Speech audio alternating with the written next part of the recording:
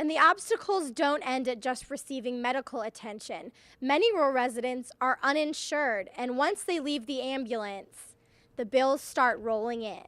And as always, wear a life jacket. Even if you know how to swim, it should be on and completely secure anytime you're near the water. Here on SCANA's Casey campus is the site of the Otari Solar Farm, which once complete will power about 600 homes.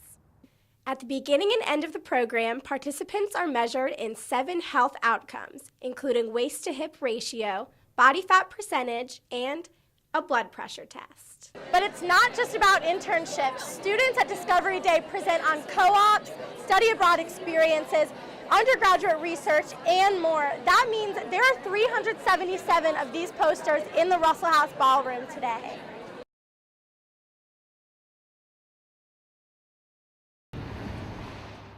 Abbeville, South Carolina is hardly an urban center. Rhonda Bryant was born and raised here. Even though she loves it, the rural location has its drawbacks, especially for people with chronic medical problems. When I was sick back in April, and I might shed a tear because I'm bad about that. My diabetes had gotten out of control, but I didn't have anybody. There are many others like Rhonda in rural South Carolina. David Porter is Abbeville's Director of Emergency Services. He says that's why the Abbeville Area Medical Center decided to take action. We started talking about the Community Paramedicine Project 3 years ago to talk about where the gaps were in our healthcare system and how we might be able to use this new concept to help bridge those gaps. A $25,000 grant from the South Carolina Office of Rural Health has allowed the medical center to find and train paramedics, locate patients with chronic conditions who have trouble accessing care and supplies, and schedule regular visits to the patients' homes to prevent emergencies. And the obstacles don't end at just receiving medical attention. Many rural residents are uninsured, and once they leave the ambulance, the bills start rolling in.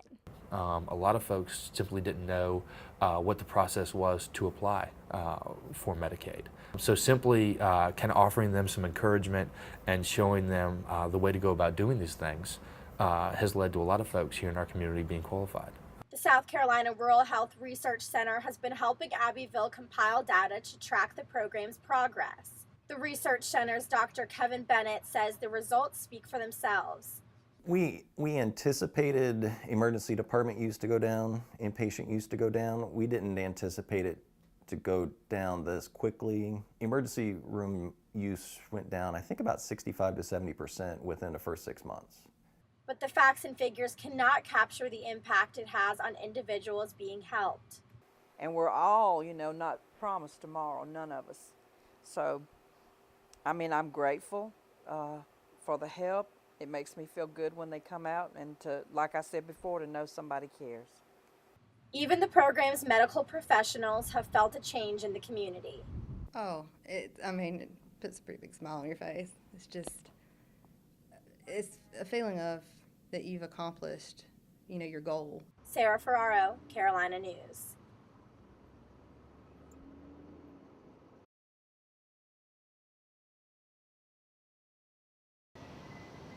Penguin habitats, a lion's den, flamingo ponds. Soon, Columbia's Riverbank Zoo will be running partly on a greener power source. The zoo is in the midst of constructing multiple upgrades, including a solar panel installation on top of their new guest services building. This is possible with help from a grant from Palmetto Clean Energy and SCE&G. Zoo spokesperson Susan O'Kane feels the system will not only help the zoo, but also educate its visitors. Just by seeing the new things like the solar panels, we encourage our guests to ask questions, and we love answering them. Again, we love to teach, we love to educate. It's what we're all about here. This is a big step for South Carolina businesses. The National Renewable Energy Library says South Carolina ranks 35th in the nation for number of photovoltaic installations. However, the Midlands may be changing its tune on solar power. John Raftery is General Manager of Renewable Products and Services at South Carolina Electric and Gas. He says he's excited about the changes coming to the company's Casey campus this year. Last year, we began a contractual bid process to build a solar farm here right on our campus. It's called the Otari Solar Farm. It provides green renewable energy to SCE&G's grid. Here on SCANA's Casey campus is the site of the Otari Solar Farm, which once complete will power about 600 homes. Some upstate businesses have already made the switch to solar. ERF Marketing in Greenville installed a system last year. President Edgar Francis says not only has switching to solar been financially beneficial. Absolutely. Our bill has actually gone down from a few $100s a month to $27 every 50 days. But it's also brought new customers to the business. It attracts attention. When they're driving by, everybody want to look at the building. Oh, wow, look at that. The Otari Solar Farm should be operational by fall, allowing South Carolinians and animals to soak up the sun and its energy. Sarah Ferraro, Carolina News.